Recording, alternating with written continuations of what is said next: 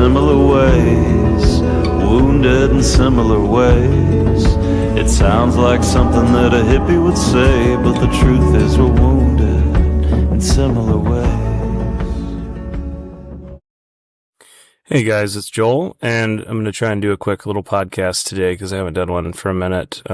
People have requested that there be video even when it's just me talking, and they seem to rank better. So, yeah, even though it's just me today, I will put a video up if you want to look at the bags under my eyes that badly. Go for it. So today we're going to talk about ritual and animism and some of the thinkers that I like around those things.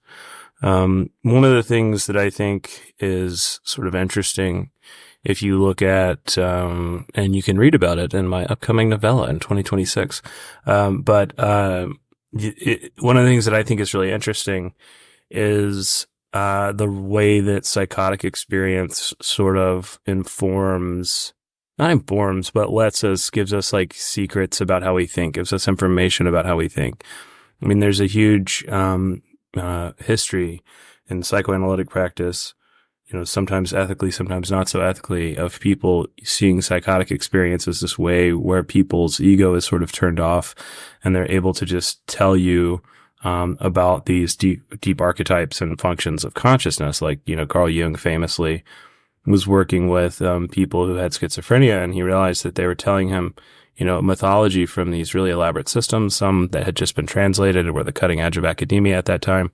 And these people were homeless and alcoholic and had no formal education, yet they're telling him Zoroastrian mythology.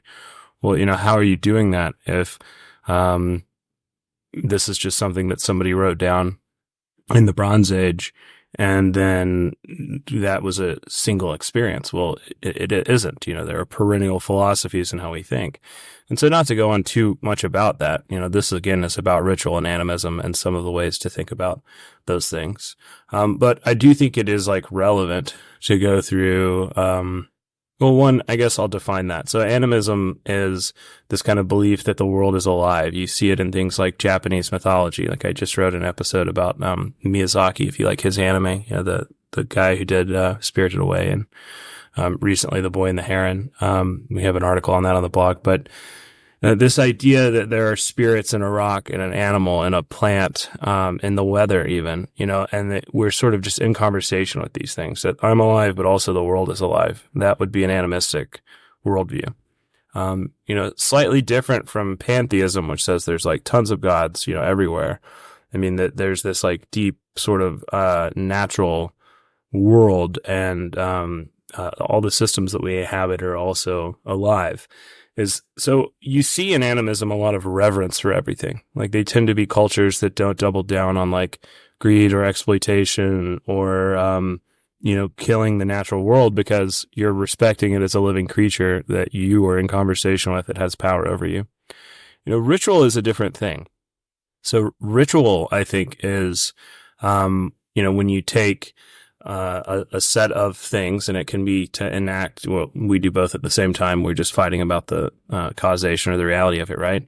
Either a psychological or a metaphysical conversation that you're having through a repetitive or controlled practice, So if you go to church and you have communion, like that's a ritual, because what you're doing is you're saying, I remember Jesus had a Last Supper, and I remember that the Last Supper was a metaphor for him going to die for me, and his body is bread, his blood is wine, and he said this when he did this, and now we continue to do this in remembrance of him. In the Episcopal Church, that's what they say.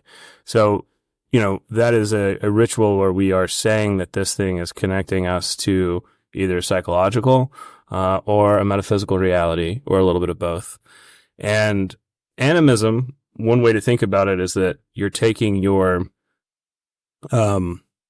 psychology, your consciousness, and you're turning it down. Your ability to be like, the responsibility is turned down a little bit of like, I have to understand the entire world. I have to know everything. I am the only thing that is alive, and I'm taking this image of this other person and this image of this other person and this image of the mountain, and I have to know how to build the engine, and I have to, you're turning that down a little bit, and you're becoming sort of like less conscious or less solely responsible for the conscious ordering of the world, so that you can hear the rest of the world be alive.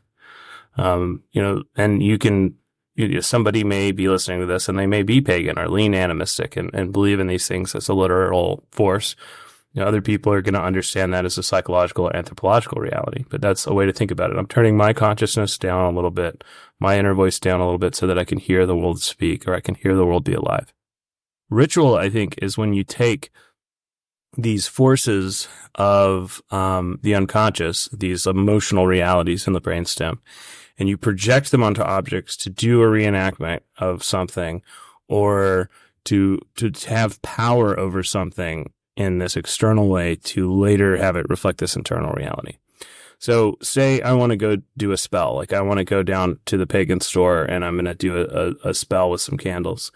And I look at, astrology that speaks to the significance of how I do the ritual. And I say, I broke up with my girlfriend, boyfriend, whatever.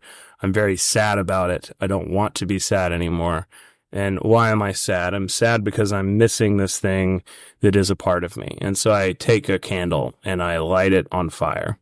And I do a ritual where I say, this is me, this little candle, and it's missing this piece. So I'm going to let it burn all the way down. And now that it's burning all the way down and going out, I'm going to get another candle. So this represents, this depleted and reduced and depressed and sad me that has been burned all the way down to the ground over the time that I've done my drum circle ritual, represents the old me. And I'm going to light this new candle, which represents the new me in all of its fullness that is now not missing anything, that has been restored. And I'm going to take, in the ritual circle, this old candle away, or turn the disc that it's on so that it's in a different position, and then put the new candle there. And what I've done is I've said, I'm no longer sad. I am okay. I'm enough. I'm whole after this setback internally. I've said that externally, right? So that I can later say the internal reality that this thing that I was doing, was describing, has changed. Now that I can withdraw this projection back inside of me, and I can feel like I've changed this internal reality of being sad through this external practice, or this external, maybe it's an external thing that you want, like a new job or something. You're doing a ritual to get it. But that's one way of thinking about ritual, is that you're projecting on these objects an internal reality, moving them around, and then withdrawing the projection to have back, that change. You're wanting change. You want some result from it. Whereas animism is a sort of giving up control. Ritual is a taking control. And there's a lot of different kinds of ritual. I mean, this can't go through the entire history of how these things work, but the relationship to something like animism and ritual to psychotic experience is interesting, because you can be psychotic and go to church and take communion, but most people who go to church and do communion are not psychotic. You could, I guess, be psychotic. When you are psychotic, you may have animistic phenomenon where you hear, things, that, otherwise are not there speaking to you. But that doesn't mean, I don't think everybody who believes in animism, who experiences it, is psychotic, because for a large period of our development, this episode is kind of a sequel to that Neolithic anthropology, that architecture, Neolithic architecture one about the dolmen, because a lot of people responded, and this is a follow-up to that. But remember, for a large part of our existence, our humanity, we were sort of animistic, or if you want to call that psychotic, then you're saying that humans were psychotic up to fairly recently on the timeline. I mean, more recently than the brain changed. So then I think if you want to define psychosis as any participation in religion like this, which I don't think most people do, I've heard some people say that, then you have to kind of see that the forces of consciousness as more of a cultural phenomenon than an evolutionary one, because we were living this way up until fairly recently, where there were just sort of assumptions about how things worked that were part of our life that we heard. And one of the early people who kind of examines this is James Frasier, if you've ever read The Golden Bough.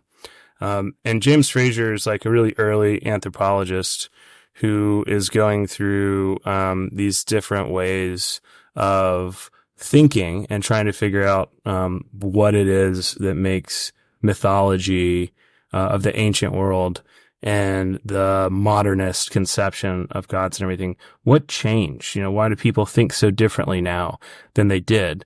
I would argue that they don't really.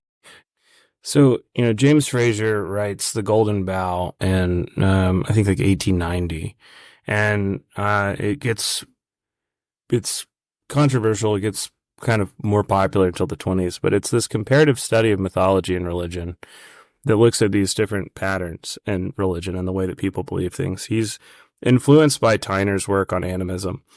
And one of the things that Frasier is looking at is how ritual is this means of controlling the supernatural, that you're controlling something and then you're, and so he comes up with this idea of sympathetic magic, that like produces like. If you do a tiny ritual play of rain with dolls or corn or something, that will actually, because that is like, greater reality of this universe, that the universe will hear it and respond to it. And that there's a synthesis between your recreation of this thing in a microcosm and the macrocosm reality that you're trying to control, either to get something out of the universe, like the physical natural world, or in the emotional sphere inside of you, or both.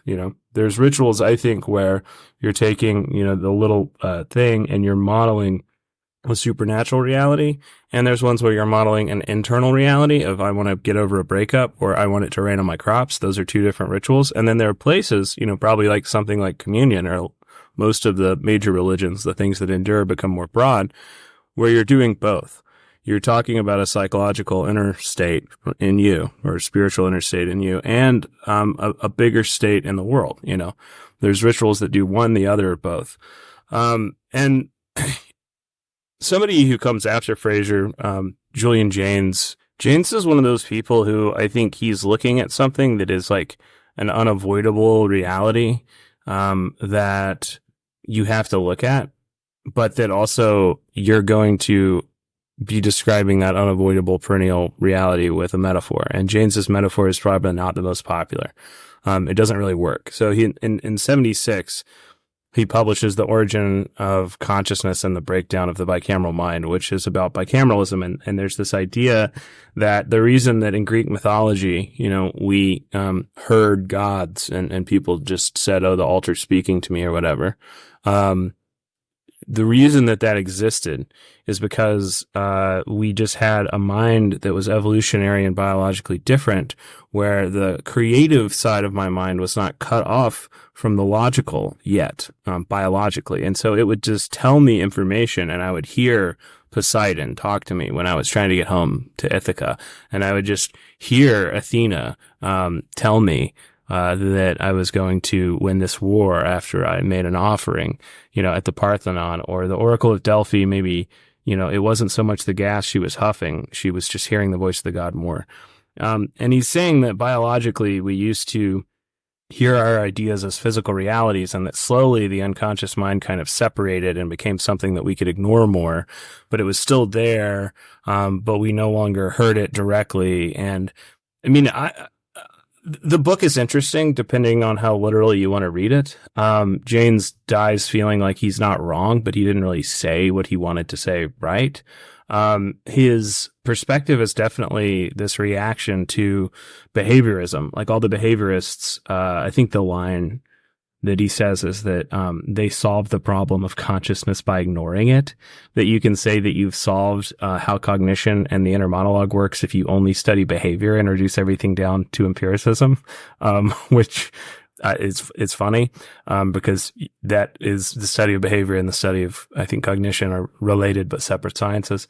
And but don't tell that to a behaviorist or a cognitive behavioral therapist.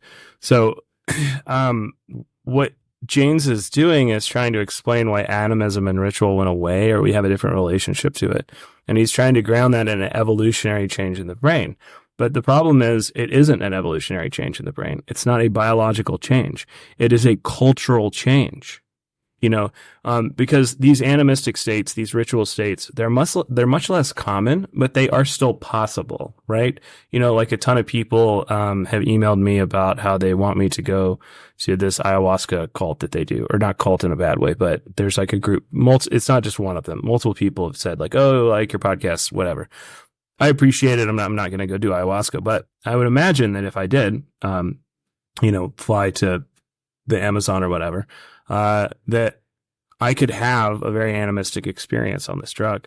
Maybe if I inhabited that world, talked to those shamans, embodied their reality for a really long time, learned to like turn part of my brain off and listen to the trees, I would just start knowing, on this kind of intuitive spiritual way that it was about to start to rain based on changes in the way the world smelled, based on changes in the way that the world looked, patterns of light, wind patterns. My unconscious, if I inhabited that space, would just start to intuitively notice these things, if I could really turn intuition on.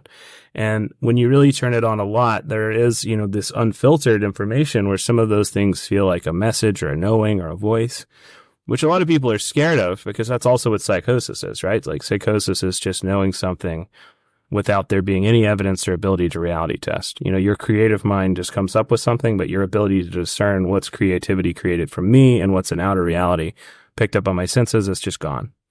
I had a patient long time ago when I first started social work as an intern who was very well spoken, and he also was unmedicated and had schizophrenia. And I asked him one time, I said, you're always telling me you figured out what the government's doing with the lasers and that the satellite's here and it's going to beam these words into your head and different things.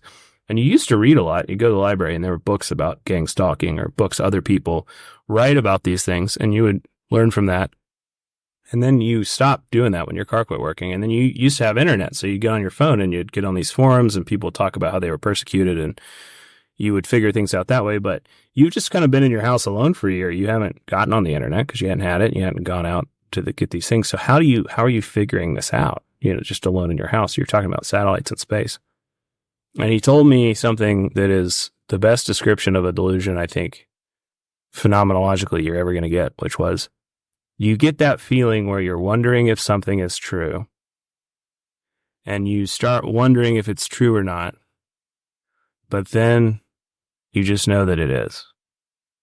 And you don't have to do that thing where you figure it out. So when people hear animism, ritual, whatever, religious experience, I think a lot of times they think you have to be stupid or you have to be delusional to participate in these things, which it isn't. I mean, whether or not, and I'm not even really saying if it's a good thing or a bad thing. I mean, I think respecting the planet a little bit more, treating it like a living system that we are in communication with, might prolong our species a little bit longer. But I'm not even saying, what your religious experience should be or what our relationship should be. I'm just saying that the evolutionary capacity for these states of mind is still present in the species. Like we want to say, okay, we're modern and they used to be ancient, but that change is cultural. It's not environmental. I mean, it's environmental. It's not biological. The modern human and the ancient human are the same. And so we have the capacity for these states, and I think when you think about them, they explain a lot of our culture and a lot of the way that parts of our world work. There's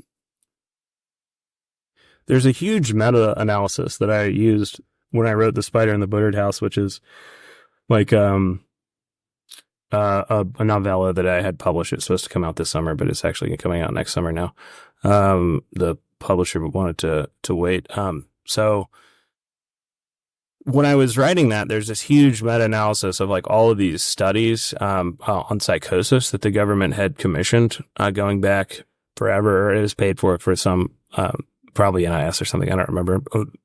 I don't have the citation anymore. I did this when I was in grad school, but there's this giant study on like the evolution of psychosis in America. And how you read that as a behaviorist and you don't change what you think, I don't understand. But one of the things was that, essentially like pre-depression era psychotic states looked a lot like animism. People just spoke to things that either had ancestral or geographic features. So you'd have people that were just saying like, they're talking to the spirit of their mother or their great grandmother, something just pops up, and with schizophrenia especially, most of what you're going to get, unless there's any kind of substance use, is just going to be an auditory hallucination. You're not really going to see things. So that's what they would hear if somebody was schizophrenic or somebody went into a psychotic state due to trauma. Also geographic, the thing that lived in the river, the town, it was the nature of these things kind of spoke to you, and largely they weren't distressing. I mean, sometimes people aren't as productive when they're psychotic. But the town and the people kind of compensated for it. The idea of that people who were spiritual or people who go into psychosis become violent just wasn't a bias that Americans had, because it wasn't a reality that we had. And then during the Depression, what would happen largely is those voices started to change into asking for help. It was like they were needy, they were hurting, they were hungry, they were tired. They'd ask if you could help them, or they would just be crying. But there was still this through line of like empathy and compassion in them. Like they were grateful if people spoke to them or helped them. And then also a lot of times they were encouraging you to help others. So it wasn't even asking for something. It was just saying like, give your money to the poor, get a blanket. Could I have a bite to eat?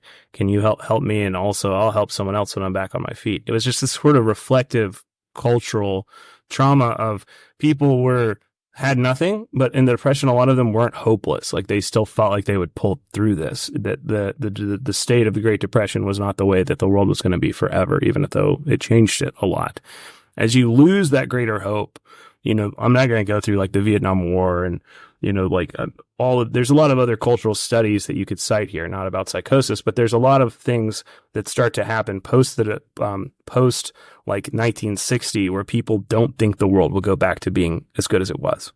And you can see that when you ask about economics, when you ask them about what their generation versus their parents' generation versus their children's generation, you see people start to say, actually, I am hopeless.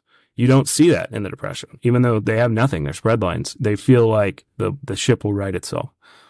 So when you get like past the Depression, when you get into, you start to get into modernism, like in the 50s and 60s, the voices become distressing, they're manipulative, they're antagonistic, and there's always this theme of hierarchical control, fascism or racial superiority or some kind of power struggle. And then as technology picks up 70s, 80s, 90s, just exponentially, the voices become about esoteric conspiracy theories controlling people with technology. And even if there's a religious characteristic to the delusion, there's some sort of technological surveillance. There's a fascination with technology. And this feeling that like we're being watched, we're being controlled, that there's this meta-organism of technology growing around us like a virus that's connecting everything and we can't get away from it. It's something that we start to like see in psychotic experience. And so what I think is that and a ton of the ability especially in the 90s for you to talk about your religious delusion, but also your technology delusion and fuse those together, was around UFOs, because UFOs they filled in all the blank spaces, and where religion or, Christianity, the paradigm of Christianity that Americans had in the 90s was failing to explain the world. Like if you make this stuff more of a technological metaphor, then you can do it, better. Or you can fill in the gaps in the explanatory power of that cosmology. And so, like, I think that what you're seeing through psychosis changing is you're seeing people's insecurities and their fears about America and what it is and the world that they inhabit be shown to you when they become psychotic, because they can't tell the difference in their unconscious insecurity, the emotional world they inhabit, like Jaynes is noticing, and the logical one. And so they start telling you these emotional realities like they're logical realities. And a lot of that, when I worked with schizophrenia, like I always just listened to what people were saying as a metaphor. Like the psychosis, like if you debate that somebody has a dragon in their basement, it's the biggest waste of your time as a social worker. You'll never win that debate. If you try and do psychoeducation and you say before they're stable, when they're psychotic, if you're like, well, the medication will take it away, and you think you see like that is, you're letting them intellectualize and you're letting them confabulate, and you will always win that because you're debating an emotion. The kind of things that get you places are when you're starting to say like, instead of, there's not a dragon in the basement, there's not a cabal of people coming after you, you're making that up, you're not actually that important, nobody cares. What you're saying is like, you feel alone and you feel persecuted, and that must feel terrible. And I wonder what you need to feel better, And I feel like that sometimes. And we have so little control over our lives, don't we? And I wonder what we do have control over here. I feel like sometimes, I want to make a list of what I can change. You're right. The thing you're talking about, maybe we can't change that. What can we change? And now I'm meeting them in the emotional truth that they're going to defend tooth and nail, that I'm alone, I'm persecuted, nobody gets me, there's a system that's go out there. Now, it's not aliens or it's not the CIA or whatever, most of the time, but that is true. they are part of a class that nobody cares about. They are a bunch of people that a whole lot of people don't really care if they live or die. They are a person who does not fit into this world and that people look at in a kind of judgmental, othering, bad way. All of these things are real. They're just not real in the way that this person is literalizing that emotion. And so I'm not enabling the psychosis. I'm not saying, if you take the pills, they'll kill the dragon. I'm not telling them that this thing is real. I'm only telling them the part of it that is most important is real, and that makes everything else irrelevant. And so I think ritual as a psychological process is something that I've written about before. Robert Moore is the Jungian analyst. I don't like all of his work, but where he's most interesting to me is where he's kind of like working with Victor Turner and looking at ritual process and different things. There's this idea of like liminality, that comes from Turner, that there's this transitional state in ritual where the people are between worlds. Joseph Campbell's going to take that and run with it later, even though he's not going to give credit to anyone, because Joseph Campbell never gave credit to any of the Jungians that he stole a lot of this stuff from. Well, not stole. Whatever, it's perennial philosophy. I guess it's free.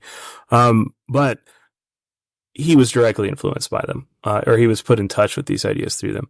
Liminality is there's this transition state where you're between worlds. On one side, you're in the real world. On the other side, you're in the emotional, spiritual world, but that the ritual or that experience is in between them.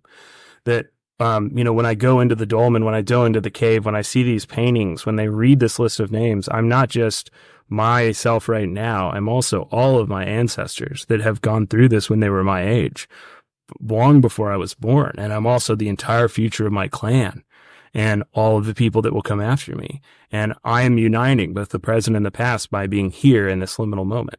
Those are very, that's the kind of thing that you get from Turner, like that understanding of what ritual is doing.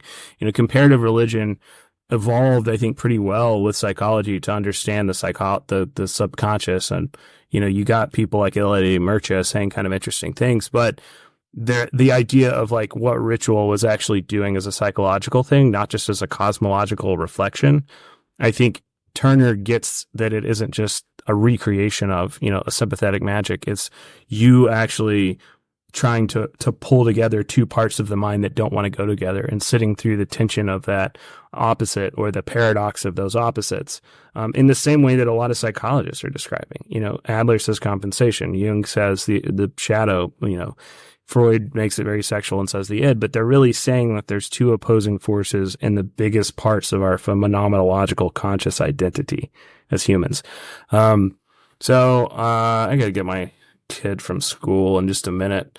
I'm trying to think of the other things that I really wanted to get to. I know. I was going to wrap it up with Neumann. So Eric Neumann, that I write about a lot, the origins and history of consciousness guy. He's got more of a philosophy background, at least academically, than Jung does. Jung read a lot of philosophy. And so, when Eric Neumann writes, the origin and history of consciousness in 49, I think, 50 something maybe, but what he's doing is he's saying, okay, Jung believed in introversion, which there's an inner world. And, I believe in extroversion. Or Jung also believed in extroversion, where there's this external world. And he saw that people were sort of inclined through his personality stuff to notice one or the other more. Like if you leave me alone in a room, like I'm very social, I get along with people, I'm talkative, I highly motivated by relationships and community. But if you leave me alone in a room, I'm going to gravitate towards pulling ideas out of my head and then putting them on paper and then trying to chart that inner world and then trying to go somewhere with that. I'm not going to figure out how to like paint a picture to show somebody later because I want them to see it, or like call my friend or what. That's just what I would do, is probably something like this. Well, I'm guilty, alone in a room now. So Neumann is saying there's also this process of centroversion, which is where a historical process where the ego was made, where the self was made. That as animals are evolving, as the mind is evolving, that you have all of these different forces that are popping up, these different parts of self, like I had to have a part of me that wanted to mate and have offspring. I had to have a part of me that knew how to like become aggressive and hunt and threaten the people trying to hurt my offspring. I had to have a part of me, all of that stuff that gets watered down into Evo Psych BS and like repackaged on YouTube by men's rights guys. Like there was this sort of archetypal unconscious energy when we were an animal, and we were an animal because we were like completely part of nature. And then slowly we became smarter. And when we became smarter, there became so many forces, so many drives, or, Jung would call them archetypes inside of us about how to handle information, that there had to be some sort of organizing principle in the middle. And when that happened, that organizing principle of consciousness, this centroverted, or it created to say, no, I'm going to pick between these drives. I'm going to be something separate from them so that I can still hear the evolutionary language, but I can decide when I want to apply it and which one to apply when these evolutionary forces are disagreeing with one another. I mean, if you want to look at neurobiology, I think that's extremely related to the development of the precuneus, because the precuneus in the brain gave us this sense of self. You'll see, like on a QEEG, precuneal dysregulation in most trauma patients that have an impaired sense of ability to integrate self and world, because this part of the brain is essentially like the hub where multiple other parts of the brain that have different agreements about how to handle information are crossing paths and being reconciled. So like, of course, it's going to be a little stressed if that's a task that is impossible. So what Neumann is saying is that these things, these drives needed to be forgotten by the mind in order for it to manage them. But now that creates another problem, because when the ego is weak, or the self is traumatized, or the ego is turned off because you took LSD, or you have schizophrenia, or you have enough trauma to create a psychotic experience, or maybe you dissociate, when you go into lots of things, those forces become unmanaged, and then they start to be unconscious emotional reactions that can't be understood logically. And so the ego is going to be very inclined to deny them and say, oh, those just aren't real, they're not there, or I didn't really say that, or I said that because, which is what somebody with schizophrenia is doing. But it's also the way that everyone deflects. When I'm like, no, every single time in marriage counseling, your wife says this, you get upset. Oh no, I was just in a bad mood, I just ate a thing. Okay, well, 80 times in a row. Well, okay, that's the way that all of us don't want to pretend that our emotional reality, that archetypal subjective experience that's down there still has power over us. And if we don't notice that, we can't integrate it, and it can't be something that the ego notices and uses. So, Neumann is interesting, origins and history of consciousness. I also really like Edward Edinger. I always talk to him. Or I always talk about him. Sorry. Yeah, no, he was dead before I started doing this, so I haven't talked to him. But Edward Edinger in his book, Ego and Archetype, talks about how, there's the ego and the self. And I think that he doesn't mention Frasier, at least if he does. I've read that book a couple times and I don't remember him ever mentioning it, so I don't think he does. But that's a weird omission in there, because he's almost trying to observe the exact same thing. And he definitely would have known who he was, but he's almost like, he probably doesn't mention him in the middle, and I've just forgotten, and I'm going to be stupid. Someone's going to send me an email, but I don't remember. If it is there or it isn't there, Edward Edinger definitely knows who he is. I don't remember him mentioning Frasier, but so much of his work is going back and sort of like rewriting a better version of what Frasier and Jaynes are doing. And like Ego and Archetype is essentially saying that we used to be, unconscious animals that were part of nature. We slowly developed this logical consciousness, and we kind of want to go back into this animistic state, but we realize that if we do, we aren't really alive in a way that we understand, or we aren't really conscious in a way that we associate with our identity. So it's this confusing experience, that kind of push and pull. But also that we have this objective reality of what I can see, taste, touch, count, ego, consciousness, objective, with a subjective reality of what I feel, a mystical nature of self. Maybe I can't see it, but I feel connected to the world. I feel interdependent on it. from a emotional relational standpoint, it is true that the world is a giant living, breathing organism that is alive because it gives us food and it's full of millions of networks that like coexist and talk to each other in order to take care of me. And it is sort of my great mother because it lets me, like that stuff isn't objective, but it is still something that like is true, right? From a certain perspective. That objective and subjective mind don't know how to be in the same head. And that the purpose of what, Edward Edinger's a Jungian, what he would see therapy doing is making them make sense, making them talk to each other and be on the same page so that even though they're opposites that don't understand each other and don't value each other's perspective, there can be a harmony of that. There can be like a greater resonance in that paradox. Whereas with a lot of people, most people, they repress one and over-identify with the other, and then they resort to that other one in crisis. I mean, think of all the like logical engineer types, like the people who like fight with you online and are like, "Oh, well, you had a feeling there. That's a ad hominem absurdum mistake in logic. I am just a perfectly logical being, sir." Like that person is emotionally nuts. Like that person who's pretending to just be a calculator. When they go into crisis, like you've all known these people, they become extremely over emotional and then break down. And then a lot of times blame somebody else for that or deny that it happened. Same thing on the other side. What do people who live in a mystical woo-woo space that is very, just open-ended and subjective and totally about my experience that I feel at any moment, when they're in crisis, a lot of times those people become extremely logical. And Edward Edinger, in a way that is not fair or good, like they cling to reason as a way of making meaning when their preferred way of making meaning fails because they don't have two ways to make meaning that we need as humans, which is the subjective and the objective, the ego and the unconscious self, is Edinger's perspective. So that, Edward Edinger doing that, I guess is a good ending. I don't have a lot more, and I need to hop off here and go get my kids. But the thing that is relevant there, I think, when you're looking at animism, ritual, whatever, is we're never going to come up with the best way to talk about this. We're never going to come up with like the best metaphor. I think Edinger's maybe one of the better ones that is out there. But it is still real, even though we can't see it, this unconscious. And we've been trying to grapple with that forever through anthropology, through, evolutionary biology, through psychology, through anthropology, through philosophy a lot of the time that is leaning this way. That there's this problem with object relations where our inner world doesn't match our outer world. The world that I live in isn't really the one I want to or the one that I feel like I should live in. And these two realities are colliding against each other, and we're trying to make sense of it by making these pictures of it. And maybe like instead of seeing all of this stuff as like right, wrong, literally real, not literally true, start to see it as like spicy cognition.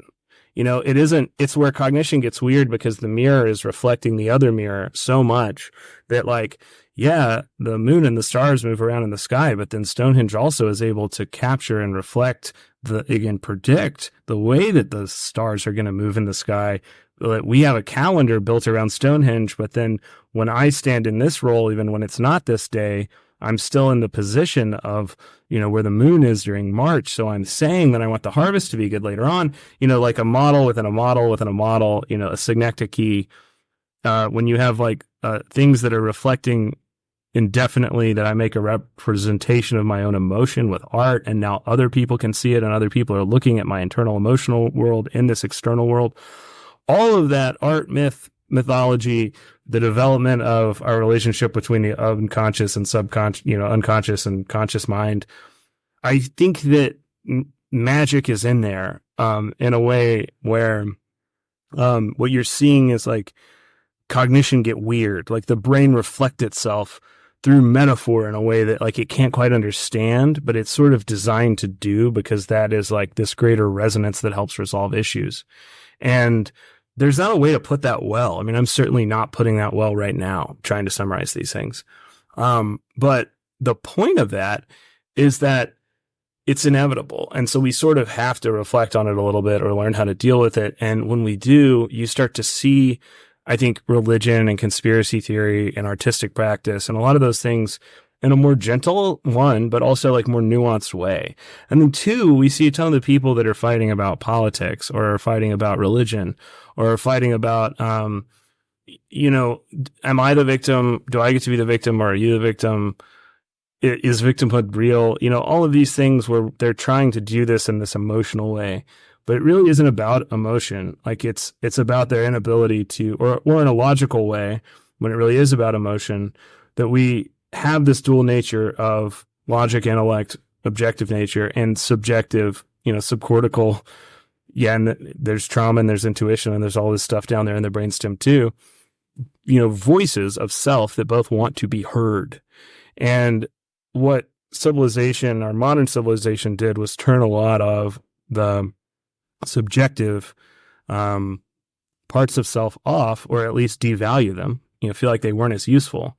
And when it did that, it made them unconscious. And so you have, when I'm talking in the beginning about how people want to say, well, the ancients believed this and then we evolved, evolution doesn't happen that quickly. Culture happens that quickly. And so you are thinking about, when we look at anthropology a lot, evolutionary realities like they are, or cultural realities like they're evolutionary. And they're not, they're cultural. Our culture does affect us. It affects us more than we can notice. And kind of smushing these things together and sitting with them is one of the better ways to get rid of the certainty that leads, because the opposite of lies is not truth, it's certainty.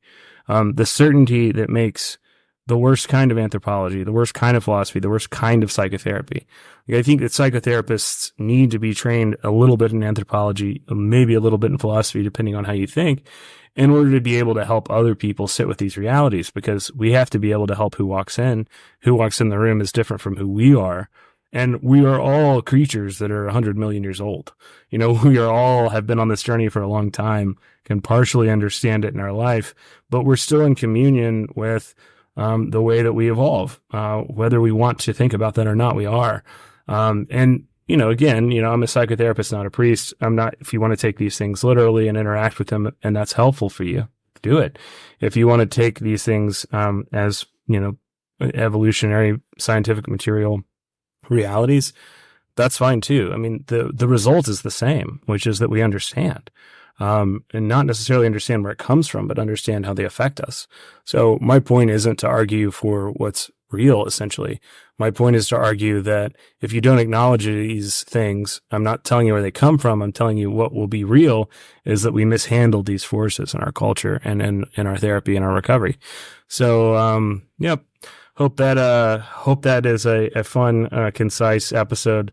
And answer some of the questions I got about the other anthropology, you know, Dolman episode, the Neolithic architecture. Thanks. Signing off. Wounded in similar ways, wounded in similar ways. It sounds like something that a hippie would say, but the truth is we're wounded in similar ways.